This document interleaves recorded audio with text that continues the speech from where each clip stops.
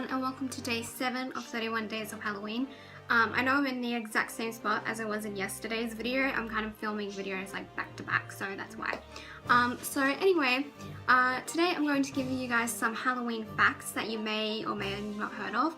I got it from this website called Business Insider, and they have 13 facts, and I thought 13, 13 being like an unlucky number, that kind of went with like Halloween, like Friday the 13th, so I thought that kind of went with the theme of 31 days of Halloween. So there are some facts on here that I've never heard of before, and then there are some that I have, and if you guys have heard of these ones, let me know, and if you haven't, let me know. So let's get started. The first one is, there's a US $1,000 fine for using or selling silly string in Hollywood on Halloween, and it says the prank product has been banned in Hollywood since 2004 after thousands of bored people would buy it on the streets of Hollywood from illegal vendors and vandalize the streets. The city ordinance calls for a maximum $1,000 US fine and or 6 months in jail for use, possession, sale or distribution of silly string in Hollywood from 12:01 a.m. on October 31 to 12 p.m. on November 1. That's really weird. I've never heard of that before. That's so crazy. The next one is, dressing up on Halloween comes from the Celts.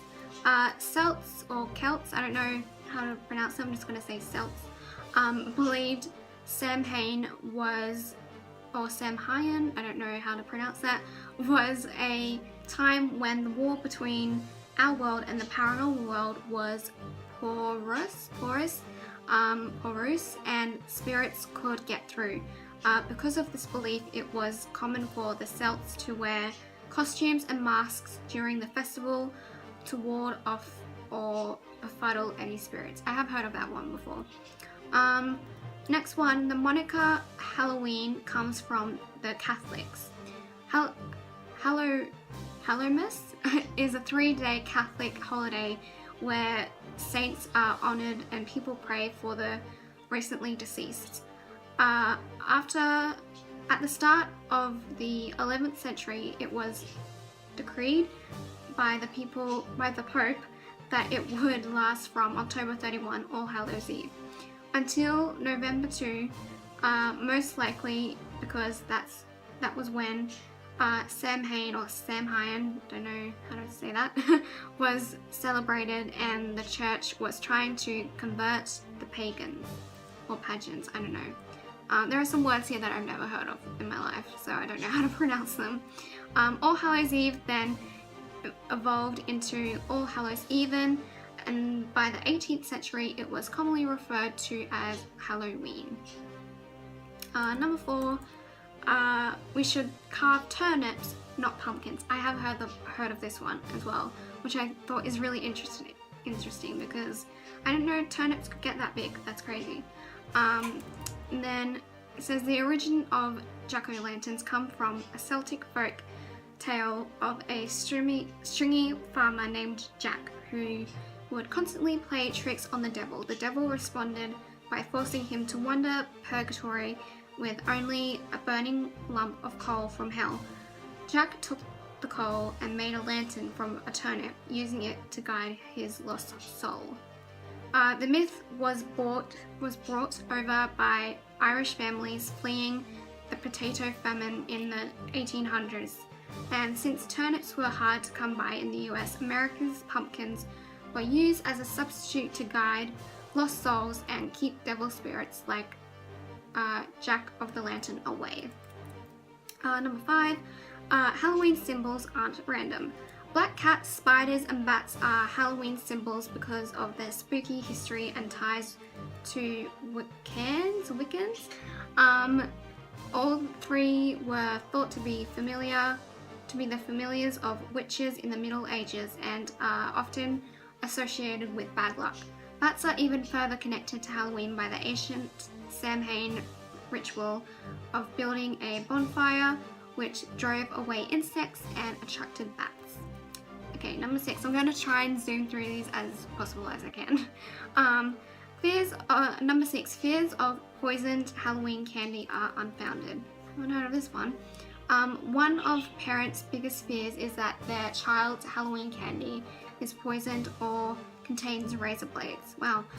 In reality, this fear is almost entirely unfounded.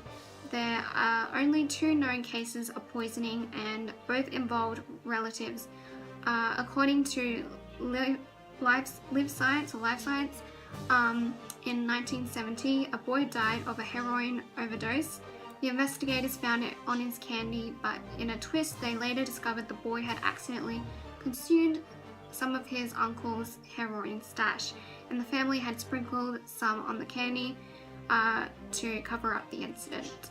Even more horrifically, in 1974, Timothy O'Brien died after eating a pixie sticks his father had laced with cyanide to collect on the insurance money, according to the Smithsonian Magazine.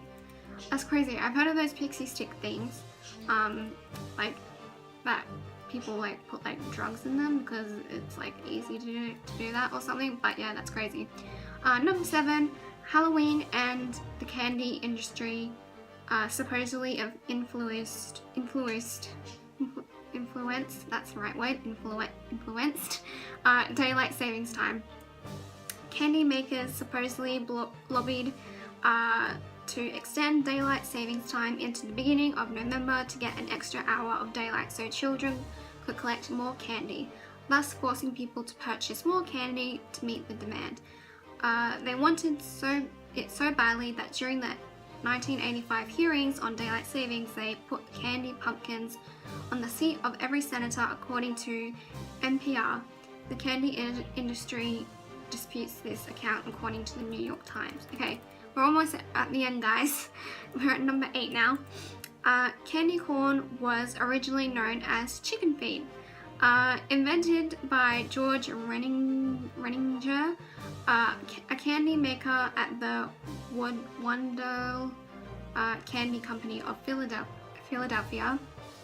In the 1880s, candy corn was originally called buttercream candies and chicken feed, since back then corn was commonly used as food for livestock. Then they even had a rooster on the candy boxes.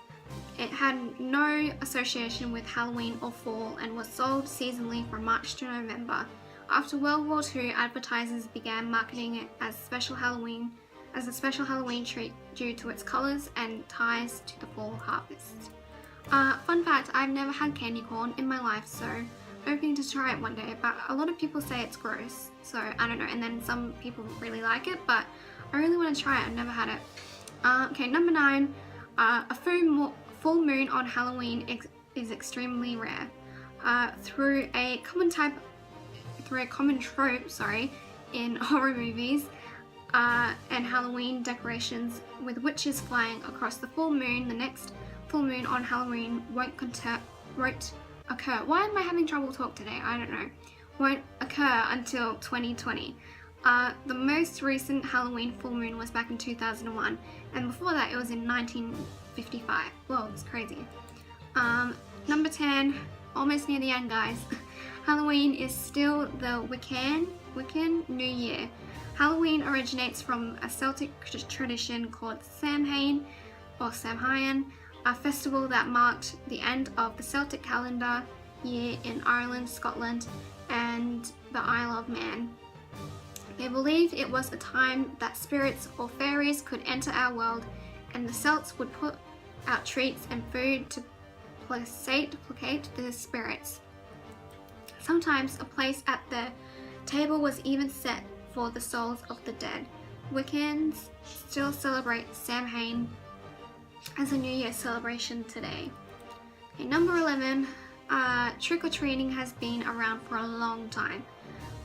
Versions of trick-or-treating have existed since medieval times. In the past, it was known as guising, where children and poor adults went around in costume during Hallowmas, begging for food and money in exchange for songs or prayers. It was also called souling. Okay, number 12, almost there. Trick-or-treating, as we know it, was repopularized by cartoons. Trick-or-treating was brought to America by the Irish and became popular during the early 20th century, but died out during World War II, when sugar was rationed. After the rationing ended in 1947, children's magazines Jack and Jill radio program, The Inventions of Ozzie and Harriet, and the Peanuts comic strip all helped to repopularize the tradition of dressing up in costumes and asking for candy from door to door. By 1952, trick-or-treating was hugely popular again. Okay, last one. Halloween is the second most commercial American holiday of the year. I knew this one. The candy industry in America rakes and in an average of $2 billion annually thanks to Halloween. That's 90 million pounds of chocolate. Oh my god, that's a lot. Americans spend an estimated $6 billion on Halloween annually, including candy, costumes, and decorations, according to History.com. The most commercial holiday in the US is obviously Christmas. So, that went on for a lot longer than I thought it would, but I tried to go through them as quickly, and hence why I kind of messed up in some parts because I was reading really fast. But yeah, those are 13 facts about Halloween that I have never heard of. Well, I've heard of some of them, but some of them I hadn't heard of. So let me know in the comments below if you have heard of these Halloween facts before, and if you haven't, make sure to give this video a thumbs up and make sure to subscribe. And I will see you guys tomorrow for day 8 of 31 days of Halloween. Alright, bye guys.